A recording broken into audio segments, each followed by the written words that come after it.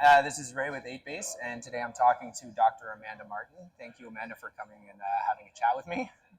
Why don't you tell us a little bit about who you are, who you work for, and what you do? Yeah, I'm Amanda Martin. I work for Gradle. I'm the developer advocate for the open source side of Gradle, and I want to make sure that everyone is essentially happy with how they build their software and make sure that build automation is an easy process. Perfect. So I see this is your first time that you're speaking at ConFoo, but you're giving 2 talks in your first time around. How exciting and stressful is that? I think that the most stressful part is there's a lot of people that know French, and they talk French around me, and I don't know French at all.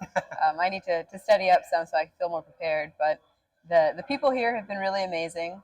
I had a lot of interaction with the audience, the first presentation. Just people were very participant and active with questions and suggestions and things like that. So it's a very friendly event. Perfect. What would you say your favorite part of ConFoo?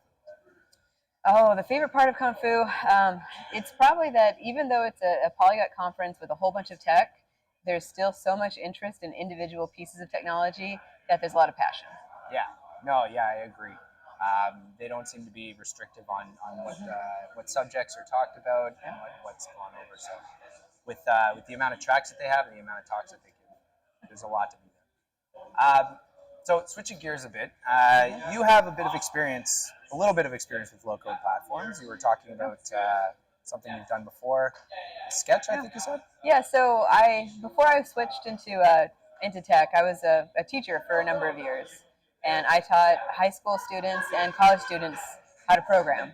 And the entry point for students almost invariably was Scratch, which is a low-code platform that really got kids interested at first. Right. Yeah. Okay. Yeah. I think I've seen that before. I didn't know that it rose to the level where high school kids were using it as well. It's really cool because you could actually have Scratch Junior on an iPad, and 5-year-olds will play around with it. Oh, I see. So there's different levels for people.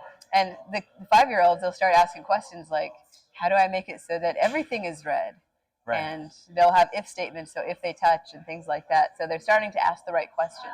Right. That you expect programmers to start asking. Yeah, low-code platforms as an educational tool is actually a really cool idea. Well, and students, they get frustrated with the syntax of programming.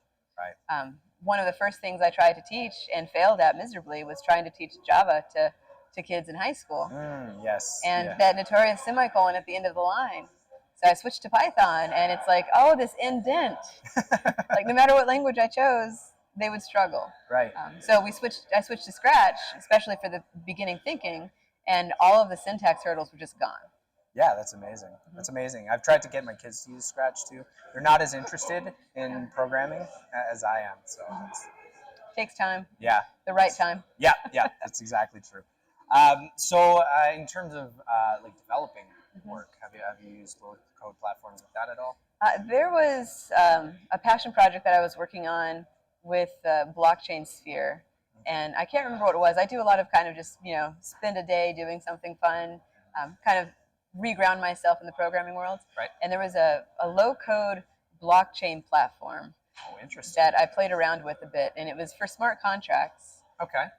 But it was a really good entry into smart contracts. Not as used as much as it should, but I think that was in the Reach ecosphere, if I recall. Oh, okay. So for some dApp. And what did you enjoy about that platform? The barrier to entry was really small. Yeah. And so oftentimes whenever you're starting a new language, the hardest part is just kind of getting it set up, getting the integrations to work.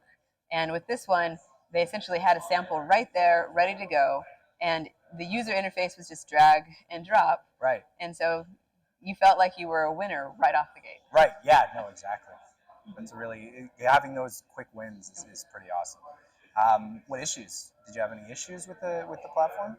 I found it difficult to kind of think outside the box because with the low-code platform, at least that one, they have recommended pathways and tutorials and examples. Right. But then after I was done with kind of the tutorials, it was like, what should I do next? I don't know. Right. And it felt like there wasn't as much creativity as it could have been. Oh, I see. But I think that was probably more on me than on the platform.